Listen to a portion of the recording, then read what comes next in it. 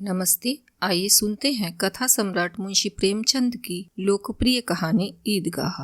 यदि आपने अभी तक मेरे चैनल को सब्सक्राइब नहीं किया है तो कृपया चैनल को सब्सक्राइब करें और नवीनतम कहानियों के लिए घंटी के बटन को दबाएं। रमजान के पूरे 30 रोज़ों के बाद ईद आई है। कितना मनोहर, कितना सुहावना प्रभात है। वृक्षों पर अजीब हरियाली है, खेतों में कुछ अजीब रौनक है, आसमान पर कुछ अजीब लालिमा है। आज का सूर्य देखो कितना प्यारा, कितना शीतल है, जैसे संसार को ईद की बधाई दे रहा है। गांव में कितनी हलचल है। ईदगाह जाने की तैयारियां हो रही हैं। किसी के कुर्ते में बटन नहीं है, पड़ोस के घर में सुई धागा लेने दौड़ा जा रहा है। किसी के जूते कड़े हो गए हैं, उनमें तेल डालने के लिए तेली के घर भागा जाता है। जल्दी जल्दी बैलों को सानी पानी दे दें, ईदगाह से लौटते लौटते दोपहर हो जाएगी। 3 कोस का पैदल रास्ता, फिर सैकड़ों आदमियों से मिलना भेंटना। दोपहर के पहले लौटना असंभव है। लड़के सबसे ज़्यादा प्रसन्न हैं।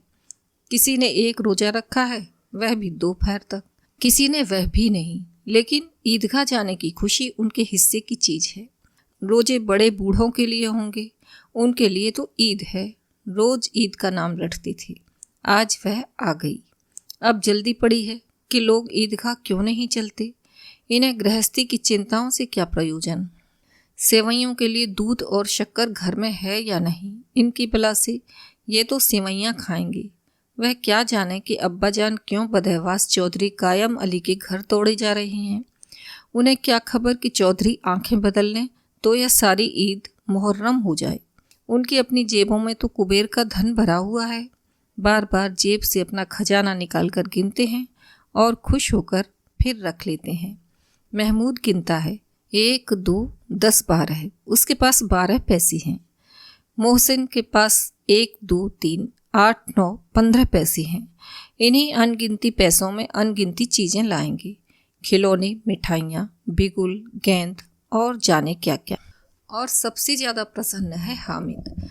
वह 4-5 साल का गरीब सूरत दुबला पतला लड़का, जिसका बाप गत वर्ष हैजे की भेंट हो गया और माँ ना जाने क्यों पीली होती होती एक दिन मर गई। किसी को क्या पता बीमारी है, कहती तो कौन सुनने वाला था। दिल पर जो कुछ बीतती थी वह दिल में ही सहती थी, और जब ना सहा गया तो संसार से विदा हो गई। अब हामिद अपनी बूढ़ी दादी अमीना की गोद में सोता है और उतना ही प्रसन्न है। उसके अब्बाजान रुपए कमाने गए हैं, बहुत सी थैलियाँ लेकर आएंगी। अम्मी जान अल्लाह मियाँ के घर से उसके लिए बड़ी अच्छी अच्छी चीज़ें लाने गई हैं, इसलिए हामिद प्रसन्न है। आशा तो बड़ी चीज़ है, और फिर बच्चों की आशा। उनकी कल्पना तो राई का पर्वत बना देती है। हामिद के पाँव में जूते नहीं हैं, सिर पर एक पुरानी धुरानी टोपी है जिसका गोटा काला पड़ गया है, फिर भी वह प्रसन्न है। जब उसके अब्बाजान थैलियाँ और अम्मी जान नियामतें लेकर आएंगी तो वह दिल से अरमान निकालेगा। तब देखेगा मोहसिन, नूरे और सम्मी कहाँ से उतने पैसे निकालेंगी। अभागिन अमीना अपनी कोठरी में बैठी रो रही है। आज ईद का दिन, उसके घर में दाना नहीं। आज आबिद होता तो क्या इसी तरह ईद आती और चली जाती। इस अंधकार और निराशा में वह डूबी जा रही है। किसने बुलाया था इस निगोड़ी ईद को। इस घर में उसका काम नहीं, लेकिन हामिद, उसे किसी के मरने और जीने से क्या मतलब। उसके अंदर प्रकाश है, बाहर आशा। विपत्ति अपना सारा दल बल लेकर आए, हामिद की आनंद भरी चितवन उसका विध्वंस कर देगी। हामिद भीतर जाकर दादी से कहता है, तुम डरना नहीं अम्मा, मैं सबसे पहले आऊँगा, बिल्कुल ना डरना। अमीना का दिल कचोट रहा है। गांव के बच्चे अपने अपने बाप के साथ जा रहे हैं। हामिद का बाप अमीना के सिवा और कौन है। उसे कैसे अकेले मेले जाने दे। उस भीड़ भाड़ में बच्चा कहीं खो जाए तो क्या हो। नहीं, अमीना उसे यूं न जाने देगी। नन्ही सी जान, 3 कोस चलेगा कैसे। पैर में छाले पड़ जाएंगे, जूते भी तो नहीं हैं। वह थोड़ी थोड़ी दूर पर उसे गोद में ले लेती, लेकिन यहाँ सिवैयाँ कौन पकाएगा।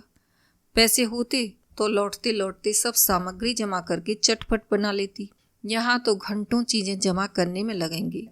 मांगे का ही तो भरोसा ठहरा। उस दिन फही मन के कपड़े सिले थे, 8 आने पैसे मिले थे। उस अठन्नी को ईमान की तरह बचाती चली आती थी इसी ईद के लिए।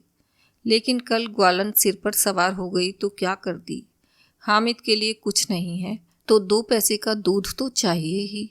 अब तो कुल 2 आने पैसे बच रहे हैं। 3 पैसे हामिद की जेब में, 5 अमीना के बटुए में। यही तो बिसात है और ईद का त्योहार। अल्लाह ही बेड़ा पार लगाए। धोबन और नाइन, मेहतरानी और चूड़ीहारिन सभी तो आएंगी। सभी को सिवैयाँ चाहिए और थोड़ा किसी को आँखों नहीं लगता। किस किस से मुँह चुराएगी। और मुँह क्यों चुराए, साल भर का त्योहार है। जिंदगी खैरियत से रहे, उनकी तकदीर भी तो उसी के साथ है। बच्चे को खुदा सलामत रखे, ये दिन भी कट जाएंगे। गांव से मेला चला और बच्चों के साथ हामिद भी जा रहा था। कभी सबके सब दौड़कर आगे निकल जाते, फिर किसी पेड़ के नीचे खड़े होकर साथ वालों का इंतजार करते। यह लोग क्यों इतना धीरे धीरे चल रहे हैं। हामिद के पैरों में तो जैसे पर लग गए हैं। वह कभी थक सकता है। शहर का दामन आ गया। सड़क के दोनों ओर अमीरों के बगीचे हैं। पक्की 4 दीवारी बनी हुई है। पेड़ों में आम और लीचियां लगी हुई हैं। कभी कभी कोई लड़का कंकड़ी उठाकर आम पर निशाना लगाता है। माली अंदर से गाली देता हुआ निकलता है। लड़के वहाँ से एक फलांग पर हैं, खूब हंस रहे हैं। माली को कैसा उल्लू बनाया है। बड़ी बड़ी इमारतें आने लगीं। यह अदालत है, यह कॉलेज है, यह क्लब घर है। इतने बड़े कॉलेज में कितने लड़के पढ़ते होंगे। सब लड़के नहीं हैं जी, बड़े बड़े आदमी हैं। सच, उनकी बड़ी बड़ी मूछें हैं। इतने बड़े हो गए अभी तक पढ़ने जाते हैं। ना जाने कब तक पढ़ेंगे और क्या करेंगे इतना पढ़कर। हामिद के मदरसे में 2-3 बड़े बड़े लड़के हैं, बिल्कुल 3 कौड़ी के। रोज मार खाते हैं, काम से जी चुराने वाले। इस जगह भी उसी तरह के लोग होंगे और क्या। क्लब घर में जादू होता है। सुना है यहाँ मुर्दों की खोपड़ियाँ दौड़ती हैं और बड़े बड़े तमाशे होते हैं, पर किसी को अंदर नहीं जाने देते। और वहाँ शाम को साहब लोग खेलते हैं। बड़े बड़े आदमी खेलते हैं, मूंछों दाढ़ी वाले। और मैमें भी खेलती हैं। सच, हमारी अम्मा को यह दे दो, क्या नाम है, बैट, तो उसे पकड़ ही ना सके, घुमाते ही लुढ़क जाएं। महमूद ने कहा, हमारी अम्मी जान का तो हाथ कांपने लगे, अल्लाह कसम। मोहसिन बोले, चलो मनो आटा पीस डालती हैं। जरा सा बैट पकड़ लेगी तो हाथ कांपने लगेंगे। सैकड़ों घड़े पानी रोज निकालती हैं। 5 घड़े तो तेरी भैंस पी जाती है। किसी मैम को 1 घड़ा पानी भरना पड़े तो आंखों तले अंधेरा आ जाए। महमूद, लेकिन दौड़ती तो नहीं, उछल कूद तो नहीं सकती। मोहसिन, हाँ, उछल कूद तो नहीं सकती, लेकिन उस दिन मेरी गाय खुल गई थी और चौधरी के खेत में जा पड़ी थी। अम्मा इतना तेज दौड़ी कि मैं उन्हें ना पा सका। सच। आगे चले। हलवाइयों की दुकानें शुरू हुईं। आज खूब सजी हुई थीं। इतनी मिठाइयाँ कौन खाता होगा। देखो ना, एक एक दुकान पर मनो होंगी। सुना है रात को जिन्नात आकर खरीद ले जाते हैं। अब्बा कहते थे कि आधी रात को एक आदमी हर दुकान पर जाता है और जितना माल बचा होता है वह तुलवा लेता है और सचमुच के रुपए देता है। बिल्कुल सचमुच के, ऐसे ही रुपए। हामिद को यकीन ना आया। ऐसे रुपए जिन्नात को कहाँ से मिल जाएंगे। मोहसिन ने कहा, जिन्नात को रुपए की क्या कमी। जिस खजाने में चाहे चले जाएं, लोहे के दरवाजे तक उन्हें नहीं रोक सकते जनाब। आप हैं किस फेर में। हीरे जवाहरात तक उनके पास रहते हैं। जिससे खुश हो गए उसे टोकरों जवाहरात दे दिए। अभी यहीं बैठे हैं, 5 मिनट में कलकत्ता पहुंच जाएं। हामिद ने फिर पूछा, जिन्नात बहुत बड़े बड़े होते हैं। मोहसिन, एक एक का सिर आसमान के बराबर होता है जी। ज़मीन पर खड़ा हो जाए तो उसका सिर आसमान से जा लगे, मगर चाहे तो एक लोटे में घुस जाए। हामिद, लोग उन्हें कैसे खुश करते होंगे। कोई मुझे यह मंत्र बता दे तो एक जिन्न को खुश कर लूँ। मोहसिन, अब यह तो ना जानता, लेकिन चौधरी साहब के काबू में बहुत से जिन्नात हैं। कोई चीज़ चोरी हो जाए, चौधरी साहब उसका पता लगा देंगे और चोर का नाम बता देंगे। जुमराती का बछवा उस दिन खो गया था। 3 दिन हैरान हुए, कहीं ना मिला। तब झक मारकर चौधरी के पास गए। चौधरी ने तुरंत बता दिया, मवेशी खाने में है, और वहीं मिला। जिन्नात आकर उन्हें सारे जहान की खबर दी जाते हैं। अब उसकी समझ में आ गया कि चौधरी के पास क्यों इतना धन है और क्यों उनका इतना सम्मान है। आगे चले। यह पुलिस लाइन है। यहीं सब कांस्टेबल कवायद करते हैं, रेट एंड फाइव फो। रात को बेचारे घूम घूम कर पहरा देते हैं, नहीं चोरियां हो जाएं। मोहसिन ने प्रतिवाद किया, यह कांस्टेबल पहरा देते हैं तभी तुम बहुत जानते हो। अजी हजरत, यह चोरी करते हैं। शहर के जितने चोर डाकू हैं सब इनके मोहल्ले में जाकर जागते रहो पुकारते हैं, तभी इन लोगों के पास इतने रुपए आते हैं। मेरे मामू एक थाने में कांस्टेबल हैं, 12 रुपया महीना पाते हैं, लेकिन 50 रुपये घर भेजते हैं। अल्लाह कसम, मैंने एक बार पूछा था कि मामू आप इतने रुपए कहाँ से पाते हैं? हंसकर कहने लगे, बेटा अल्लाह देता है। फिर आप ही बोले, हम लोग चाहें तो एक दिन में लाखों मार लाएं। हम तो इतना ही लेते हैं जिसमें अपनी बदनामी ना हो और नौकरी ना चली जाए। हामिद ने पूछा, यह लोग चोरी करवाते हैं तो कोई इन्हें पकड़ता नहीं? मोहसिन उसकी नादानी पर दया दिखाकर बोला, अरे पागल, इन्हें कौन पकड़ेगा? पकड़ने वाले तो यह लोग खुद हैं, लेकिन अल्लाह इन्हें सजा भी खूब देता है। हराम का माल हराम में जाता है। थोड़े ही दिन हुए मामू के घर में आग लग गई, सारी लेई पूंजी जल गई, एक बर्तन तक ना बचा। एक दिन पेड़ के नीचे सोए, अल्लाह कसम पेड़ के नीचे, फिर न जाने कहाँ से 100 कर्ज लाए तो बर्तन भांडे आए। हामिद, 100 तो 50 से ज़्यादा होते हैं। कहाँ 50 कहाँ 100, 50 एक थैली भर होता है, 100 तो 2 थैलियों में भी ना आए। अब बस्ती घनी होने लगी, ईदगाह जाने वालों की टोलियां नजर आने लगी, एक से एक भड़कीले वस्त्र पहने हुए, कोई इक्के तांगे पर सवार, कोई मोटर पर, सभी इत्र में बसी, सभी के दिलों में उमंग। ग्रामीणों का एक छोटा सा दल अपनी विपन्नता से बेखबर संतोष और धैर्य में मगन चला जा रहा था। बच्चों के लिए नगर की सभी चीज़ें अनोखी थीं। जिस चीज़ की ओर ताकते ताकते ही रह जाते और पीछे से हार्न की आवाज़ होने पर भी ना चीतते। हामिद तो मोटर के नीचे जाते जाते बचा। सहसा ईदगाह नजर आई। ऊपर इमली के घने वृक्षों की छाया है, नीचे पक्का फर्श है जिस पर जाजम बिछा हुआ है, और रोजेदारों की पंक्तियां एक के पीछे एक ना जाने कहाँ तक चली गई हैं, पक्की जगत के नीचे तक, जहाँ जाजम भी नहीं है। नए आने वाले आकर पीछे की कतार में खड़े हो जाते हैं, आगे जगह नहीं है। यहाँ कोई धन और पद नहीं देखता। इस्लाम की निगाह में सब बराबर हैं। इन ग्रामीणों ने भी वजू किया और पिछली पंक्ति में खड़े हो गए। कितना सुंदर संचालन है, कितनी सुंदर व्यवस्था। लाखों सिर एक साथ सजदे में झुक जाते हैं, फिर सब के सब एक साथ खड़े हो जाते हैं, एक साथ झुकते हैं और एक साथ खड़े हो जाते हैं। कई बार यही क्रिया होती है, जैसे बिजली की लाखों बत्तियां एक साथ प्रदीप्त हों और एक साथ बुझ जाएं, और यही क्रम चलता रहे। कितना अपूर्व दृश्य था, जिसकी सामूहिक क्रियाएं विस्तार और अनंतता हृदय को श्रद्धा, गर्व और आत्मानंद से भर देती थीं। मानो भ्रातृत्व का एक सूत्र इन समस्त आत्माओं को एक लड़ी में पिरोए हुए है। नमाज खत्म हो गई, लोग आपस में गले मिल रहे हैं। तब मिठाई और खिलौने की दुकान पर धावा होता है। ग्रामीणों का यह दल इस विषय में बालकों से कम उत्साही नहीं है। यह देखो हिंडोला है, 1 पैसा देकर चढ़ जाओ, कभी आसमान पर जाते हुए मालूम हो गए, कभी जमीन पर गिरते हुए। यह चरखी है, लकड़ी के हाथी घोड़े ऊंट छड़ों में लटके हुए हैं। 1 पैसा देकर बैठ जाओ और 25 चक्करों का मजा लो। महमूद और मोहसिन, नूरे और सम्मी इन घोड़ों और ऊँटों पर बैठते हैं। हामिद दूर खड़ा है, 3 ही पैसे तो उसके पास हैं। अपने कोष का 1/3 जरा सा चक्कर खाने के लिए नहीं दे सकता। सब चरखियों से उतरते हैं, अब खिलौने लेंगे। इधर दुकानों की कतारें लगी हुई हैं, तरह तरह के खिलौने हैं।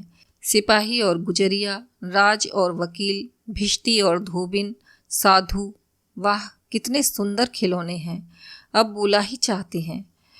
महमूद सिपाही लेता है, खाकी वर्दी और लाल पगड़ी वाला, कंधे पर बंदूक रखे हुए मालूम होता है। अभी कवायद किए चला आ रहा है। मोहसिन को भिश्ती पसंद आया, कमर झुकी हुई है, ऊपर मशक रखे हुए है, मशक का मुंह एक हाथ से पकड़े हुए है, कितना प्रसन्न है, शायद कोई गीत गा रहा है, बस मशक से पानी उडेलना ही चाहता है। नूरे को वकील से प्रेम है, कैसी विद्वता है उसके मुख पर, काला चोगा, नीचे सफ़ेद अचकन, अचकन के सामने की जेब में घड़ी, सुनहरी जंजीर, एक हाथ में कानून का पोथा लिए हुए मालूम होता है अभी किसी अदालत से जिरह या बहस किए चले आ रहे हैं। यह सब 2-2 पैसे के खिलौने हैं। हामिद के पास कुल 3 पैसे हैं। इतने महंगे खिलौने वह कैसे ले?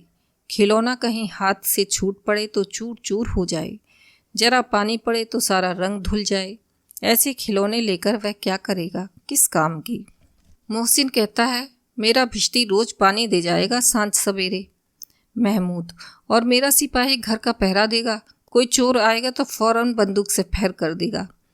नूरे, और मेरा वकील खूब मुकदमा लड़ेगा। सम्मी, और मेरी धोबिन रोज कपड़े धोएगी।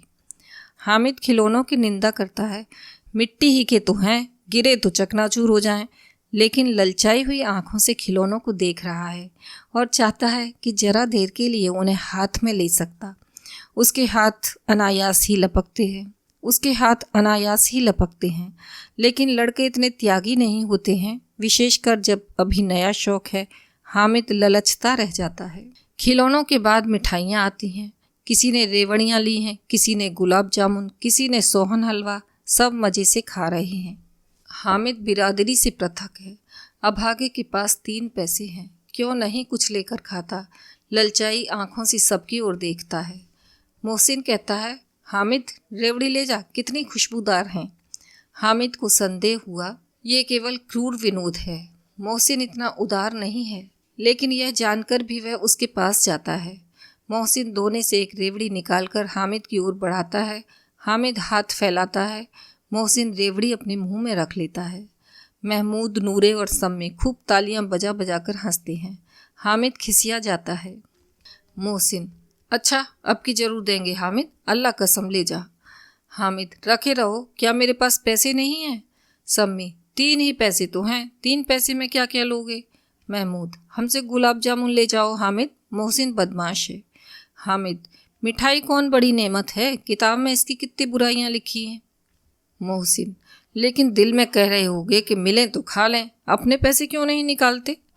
महमूद, हम समझते हैं इसकी चालाकी, जब हमारे सारे पैसे खर्च हो जाएंगे तो हमें ललचा ललचा कर खाएगा। मिठाइयों के बाद कुछ दुकानें लोहे की चीज़ों की, कुछ गिलट और कुछ नकली गहनों की। लड़कों के लिए यहाँ कोई आकर्षण ना था, वे सब आगे बढ़ जाते हैं। हामिद लोहे की दुकान पर रुक जाता है। कई चिमटे रखे हुए थे। उसे ख्याल आया, दादी के पास चिमटा नहीं है।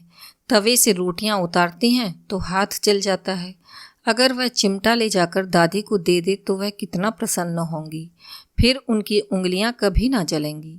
घर में एक काम की चीज़ हो जाएगी। खिलौने से क्या फ़ायदा, व्यर्थ में पैसे खराब होते हैं। जरा देर ही तो खुशी होती है, फिर तो खिलौने को कोई आंख उठाकर नहीं देखता। यह तो घर पहुंचते पहुंचते टूट फूट बराबर हो जाएंगे। चिमटा कितने काम की चीज़ है। रोटियां तवे से उतार लो, चूल्हे में सेंक लो। कोई आग मांगने आए तो चटपट चूल्हे से आग निकाल कर उसे दे दो। अम्मा बेचारी को कहाँ फुर्सत है कि बाजार आएं, और इतने पैसे ही कहाँ मिलते हैं, रोज हाथ जला लेती हैं। हामिद के साथी आगे बढ़ गए हैं। सबील पर सब के सब शरबत पी रहे हैं। देखो सब कितने लालची हैं, इतनी मिठाइयाँ ली, मुझे किसी ने एक भी ना दी। उस पर कहते हैं मेरे साथ खेलो, मेरा यह काम करो। अब अगर किसी ने कोई काम करने को कहा तो पूछूंगा। खाएं मिठाइयाँ, आप मुँह सड़ेगा, फोड़े फुंसियाँ निकलेंगी, आप ही जबान चटोरी हो जाएगी। तब घर से पैसे चुराएंगे और मार खाएंगे। किताब में झूठी बातें थोड़े ही लिखी हैं, मेरी जबान क्यों खराब होगी? अम्मा चिमटा देखते ही दौड़कर मेरे हाथ से ले लेंगी और कहेंगी, मेरा बच्चा अम्मा के लिए चिमटा लाया है, कितना अच्छा लड़का है। इन लोगों के खिलौने पर कौन इन्हें दुआएं देगा? बड़ों की दुआएं सीधे अल्लाह के दरबार में पहुंचती हैं और तुरंत सुनी जाती हैं। मैं भी इनके मिजाज क्यों सहूं? मैं गरीब सही, किसी से कुछ मांगने तो नहीं जाता। आखिर अब्बाजान कभी ना कभी आएंगे, अम्मा भी आएंगी ही। फिर इन लोगों से पूछूंगा, कितने खिलौने लोगे? एक एक को टोकरियों खिलौने दूं और दिखा दूं कि दोस्तों के साथ इस तरह का सलूक किया जाता है। यह नहीं कि 1 पैसे की रेवड़ियाँ लीं तो चिड़ा चिड़ा कर खाने लगे। सब के सब हंसेंगे कि हामिद ने चिमटा लिया है।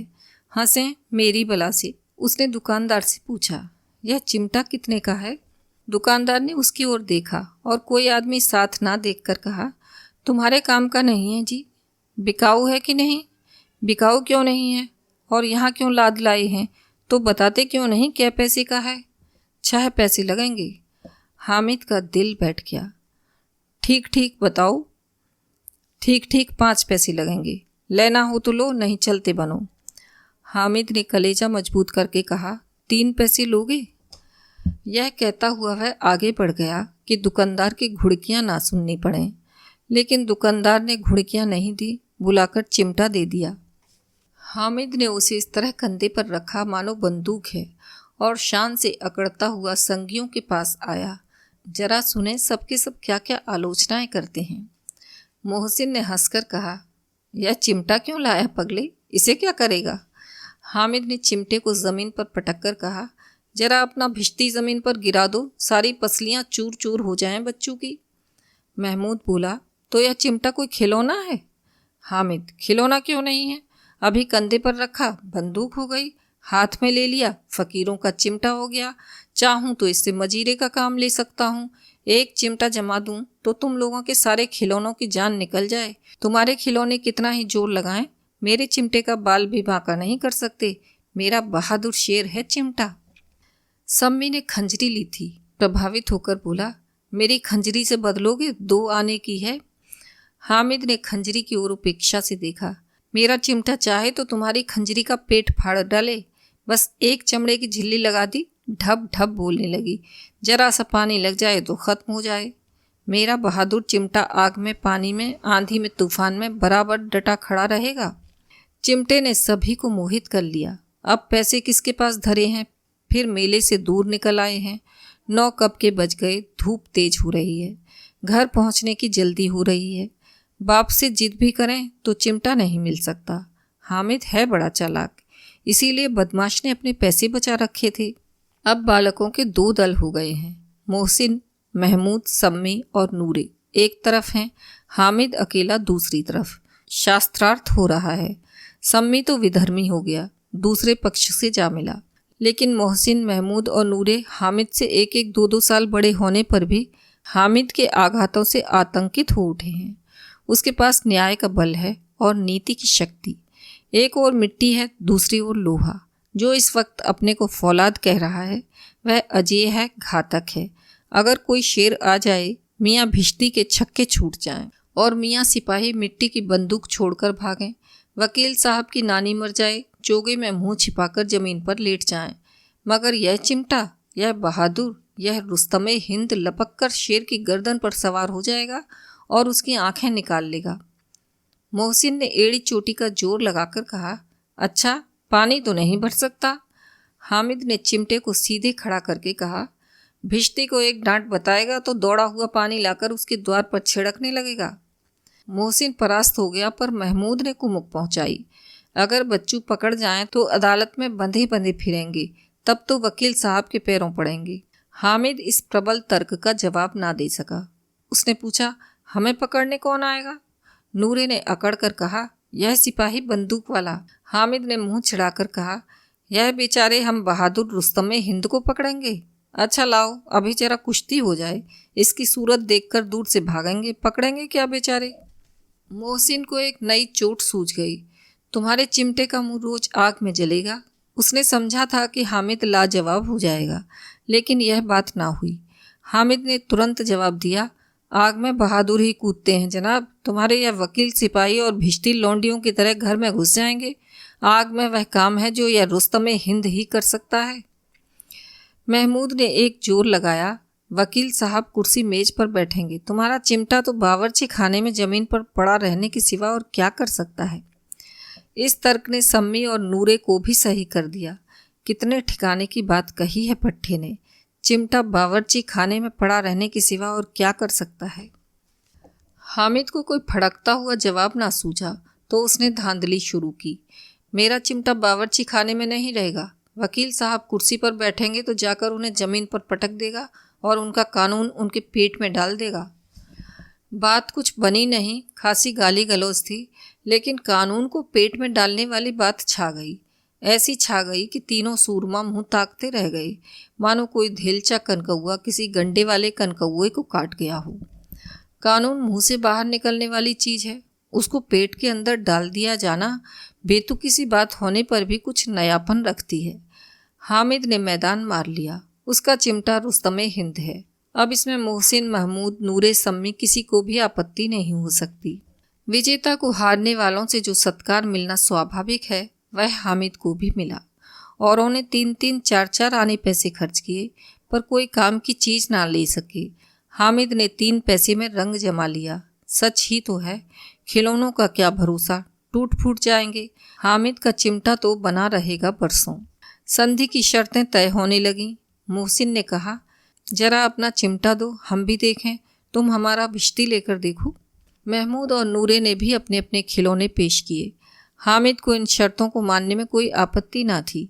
चिमटा बारी बारी से सबके हाथ में गया और उनके खिलौने बारी बारी से हामिद के हाथ में आए। कितने खूबसूरत खिलौने हैं। हामिद ने हारने वालों के आंसू पोंछे।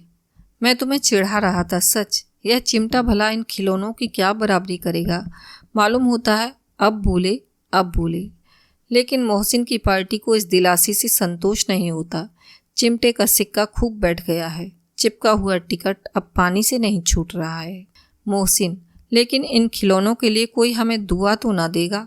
महमूद, दुआ को लिए फिरते हो, उल्टे मार ना पड़े। अम्मा जरूर कहेंगी कि मेले में यही मिट्टी के खिलौने मिले। हामिद को स्वीकार करना पड़ा कि खिलौनों को देखकर किसी की माँ इतनी खुश ना होगी जितनी दादी चिमटे को देखकर होंगी।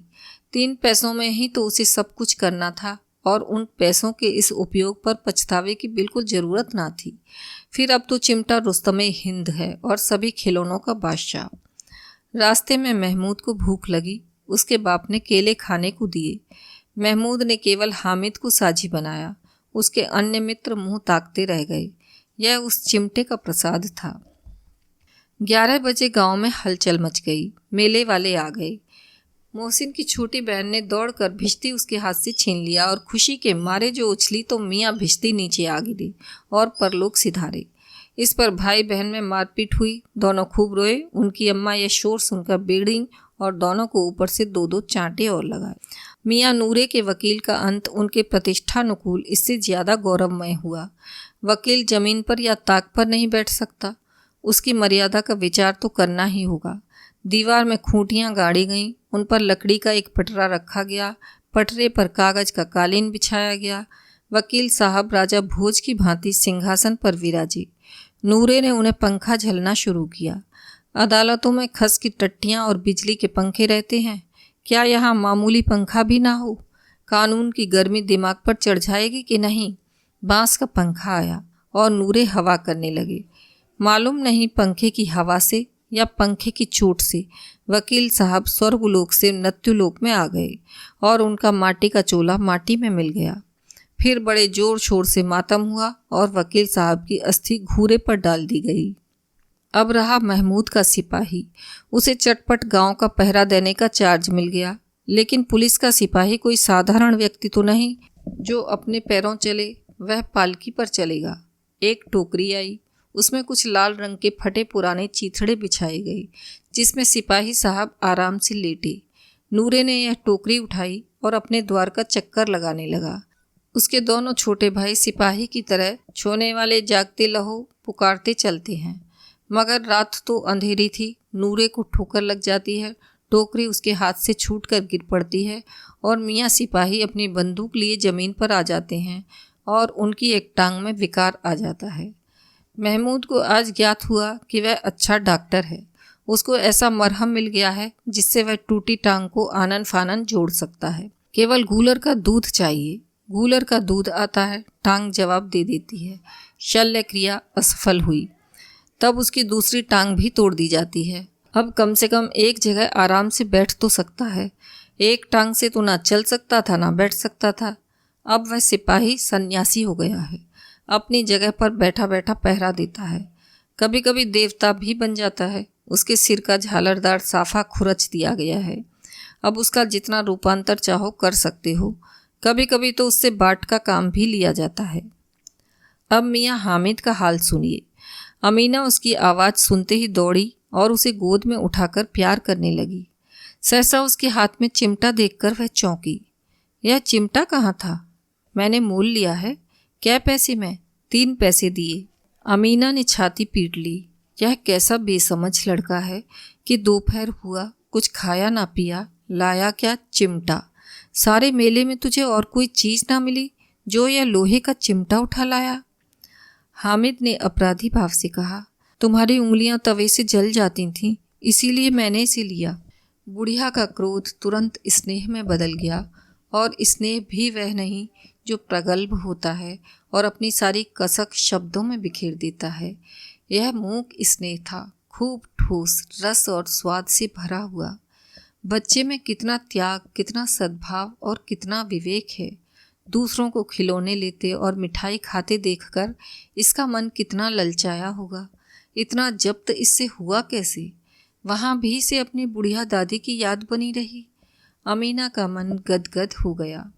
और अब एक बड़ी विचित्र बात हुई, हामिद के इस चिमटे से भी विचित्र। बच्चे हामिद ने बूढ़े हामिद का पार्ट खेला।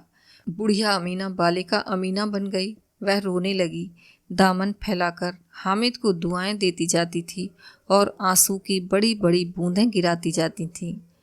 हामिद इसका रहस्य क्या समझता?